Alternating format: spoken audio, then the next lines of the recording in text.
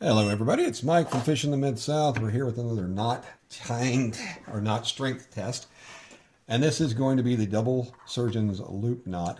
On one end of the equation we've got a no knot snell, which is there just so we've got something to pull with. And then on the other side we have the double surgeon's loop going to a hitch knot around a circle hook that has some shrink wrap up around the eye to protect the hitch knot from the sharp parts of the hook. We're using Suffix Superior 40-pound mono. So without further ado, let's go with test number one.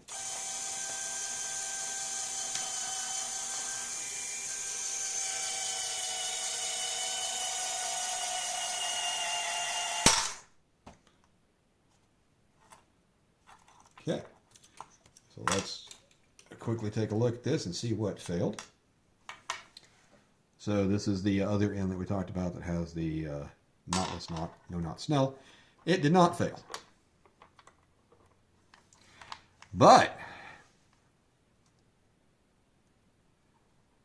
at first glance it looks like the double surgeon's loop did not fail, but it actually did. This piece is the tag end that would go down to the rest of the rig. And you can see it popped right there, and this knot will probably fall apart when I pull on it. Yep, there we go. So that was a failure of the double surgeon's loop, which is the knot we're trying to test. So we got 36.3 pounds out of it, which is, with the testing I've done with the double dropper loop, or the dropper loop knot, 36.3 is phenomenal. Because I just did not like any of the results with the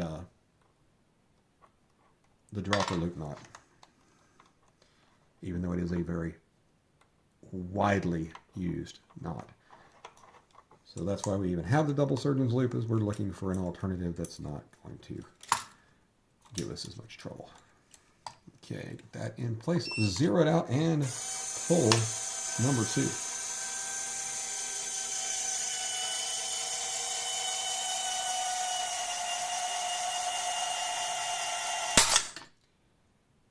Beautiful. And my snelled hook went somewhere over in this pile, probably. There it is. Okay. So, of course, that knot's fine. And our hitch knot is fine.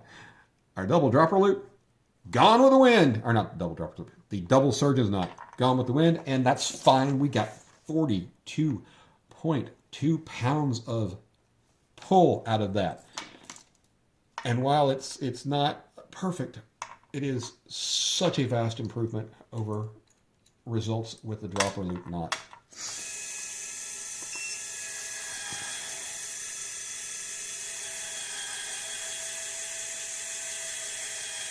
And again, it is 40-pound mono, but that's not going to be the breaking strength of the line itself. So anyway, here we go with test pull number three.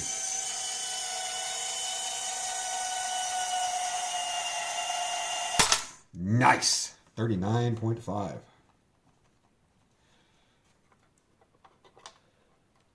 Let's take a look at where our failure point was. Get that rubber band off because we'll need it for another test. And that again failed at the double surgeon's loop. That's the tag end, again, coming off. The tag end is supposed to be long on these because it'd be going to something else. So we failed at 39.5. Let's get set up for test pull number four.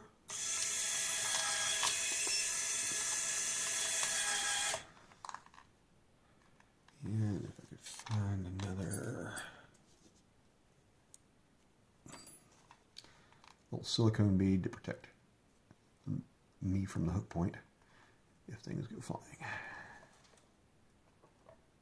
Rubber band in place, that there, and zero it back out. So we start from zero and test pull number four.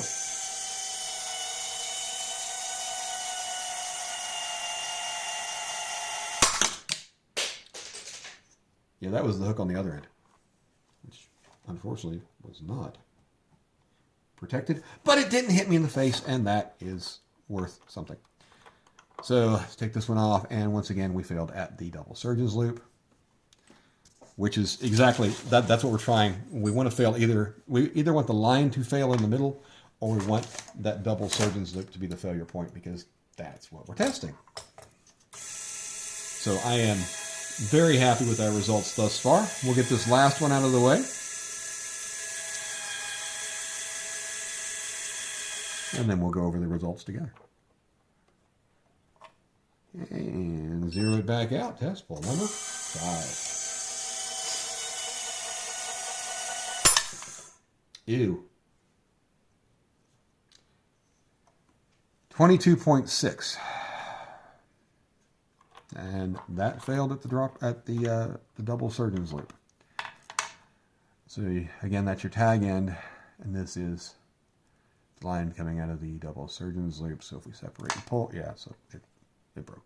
That's all there was to it. So that is, we'll go with abysmal performance. But I want to share a lot more information with you. Okay, so we've run this test 3 times now. The first time was with a bare hook, so we didn't have the piece of shrink wrap to protect from this sharp edge here. And on that one,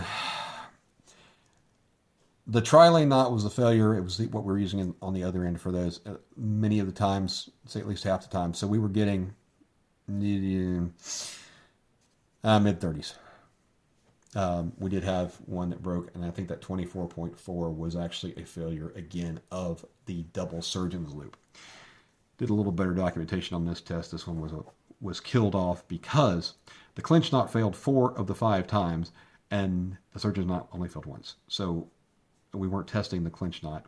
We were and I knew the clinch knot was weaker, but I didn't have enough tag end for another knot. So these are invalid for the giant point, except for the surgeon's loop that failed at 32.0, although we did make it up to 36.5 otherwise on some of the other tests, but the clinch knot was the failure. So we're back to this one where the failure every single time was the double surgeon's loop. So we had 36.3, 42.2, 39.5, 41.1, and I don't know how to explain 22.6, except that stuff happens.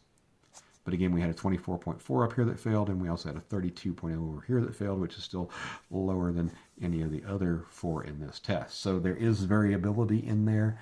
I tried to make sure I didn't introduce any twists in the line as I was making that double surgeon's loop.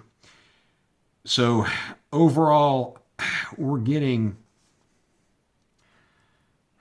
the 22.6 it's an outlier. You can choose to keep it or drop it. If we drop it, we're looking at 39-ish pound average. On 40-pound test mono, that probably breaks at about 50 to be realistic. So I mean, it's not perfect results by any stretch, but way, way, way better than the dropper loop knot. Now, again, this is using Suffolk Superior 40-pound mono. We're going to have to do some more testing with this double surgeon's loop, and there will be more videos coming out on that. We're going to test it with the Trilene Big Game 50-pound and the Trilene Big Game 20-pound to see how our results look with that. But at this point, I am so encouraged because this rig is used by so many people, the double dropper loop, and what it is. So you get your swivel up here, goes down to a line. You got a dropper that comes off the side, goes down. You got another dropper that comes off the side. So you got a hook here and a hook here, and then it goes down to a sinker, right? Well, if this knot fails, it doesn't matter what else happens in the rig. You've lost your fish. Because especially with having just a clinch knot on, or not a clinch knot, a hitch knot on there. And let me show you one that failed. So with the hitch knot on there, now with the shrink wrap, now it's still pulled easily, right? So your fish is gone, your hook is gone, you get most of your rig back. Well, you may or may not. Depends on whether it breaks, on which side of the knot it breaks, right? So you may not get any of your rig back except for your swivel. So that is the dropper rig. Sometimes it's referred to as a Kentucky rig, other kinds of rigs, you name it, whatever. And because they use this a lot in surf fishing, and I am hoping to be going to the Gulf this week, or next week, I should say, I don't want to be using a knot that has half the line strength, half the stated line strength, which is kind of what I was getting out of the dropper loop. Anyway, playlist on how to tie knots, playlist on how to, on the strength test on all kinds of different knots. There will be a whole lot more coming. Thank you for watching. Please like and subscribe, and we will see you on the next video.